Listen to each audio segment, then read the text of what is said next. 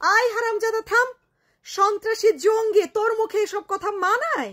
হ্যাঁ, আদালত যদি ইনসাফের জায়গা হইতো তাহলে তো তুই ওই যে অস্ত্র নিয়ে যখন বিমানবন্দরে ধরা পড়লি তখনই তো তোরা মানে গ্রেফতার করে নিয়ে যাওয়া হইতো। আমাদের দেশে কি আইন আদালত কোনো কিছু বলে কিছু আছে? আর রেখেছিস তোরা? রাখিসনি, সব শেষ না?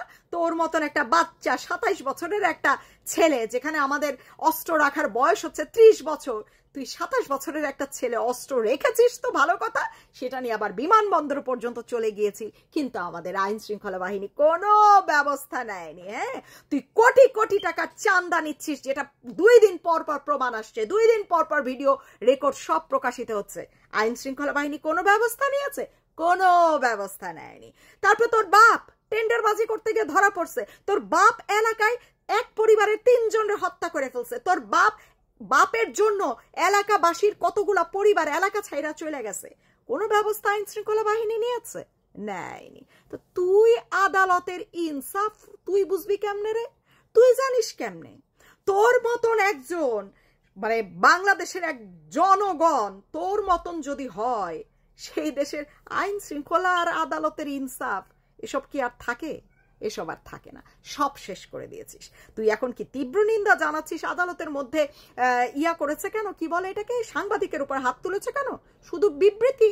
হ্যাঁ, তোর না অনেক ক্ষমতা, তুই 3টা মন্ত্রণালয় গদি দখল করে বসে আছিস। তা সেই মুহূর্তে বিচারকের দায়িত্বে যিনি ছিলেন, যিনি সেই মুহূর্তে এই জঙ্গি এই সন্ত্রাসী উকিলগুলাকে গ্রেফতার করলো না, সেই বিচারককে কেন আইনের আওতায় আনলি না? তোর না অনেক ক্ষমতা, ইনসাফ। তোরগুলা বাদ দিলাম, তোরগুলা তো তুই কিছু করবি না, তুই বিশাল সন্ত্রাসী। হ্যাঁ, তোর কোনো দায়িত্ব আমাদের সেনা বাহিনী বা পুলিশ বাহিনী নেবে না সেটা জানি, কিন্তু তুই এই বিবৃতি দিচ্ছিস কারণ তোর তো অনেক ক্ষমতা। তুই চাইলে তো সেই বিচারককে একেবারে ইয়া করে দে, শেষ করে দে। বিচারককে কি বলে এটাকে, বরখাস্ত, সাময়িক বরখাস্ত।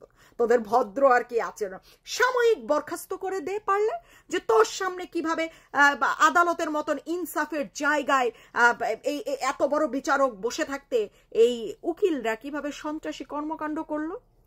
সাংবাদিক কেন, এখানে অন্য যে কেউ থাকুক, শুধু সাংবাদিক না, সাধারণ জনগণ থাকলেও তো গায়ে হাত তুলতে পারে না, পারে কি?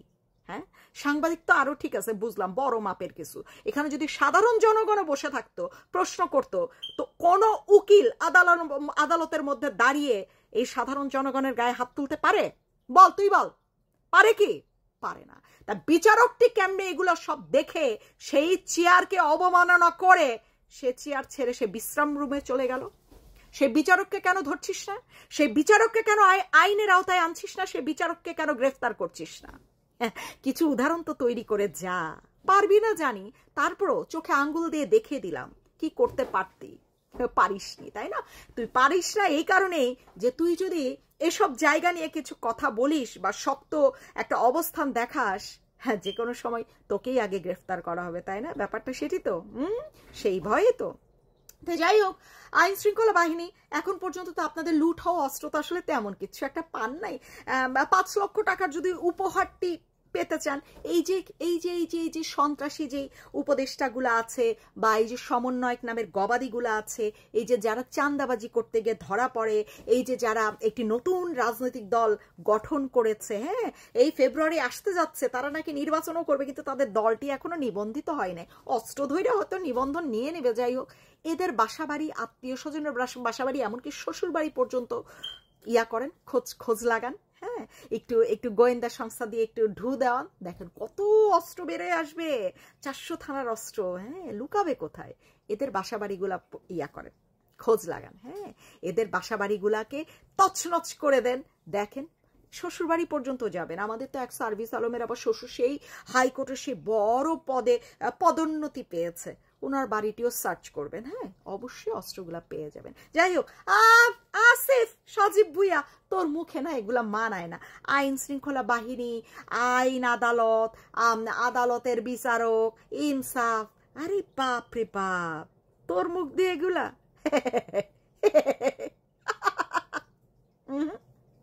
এসব তোর মুখ দিয়ে উচ্চারণের বিষয় না। তুই বলবি তুই সশস্ত্র আন্দোলনের জন্য তুই কোথায় ট্রেনিং নিয়েছিস, তুই কয়টা অস্ত্র ঠিক চালাতে জানিস। হ্যাঁ, তুই বলবি এইগুলা মানাবে তোর মুখে।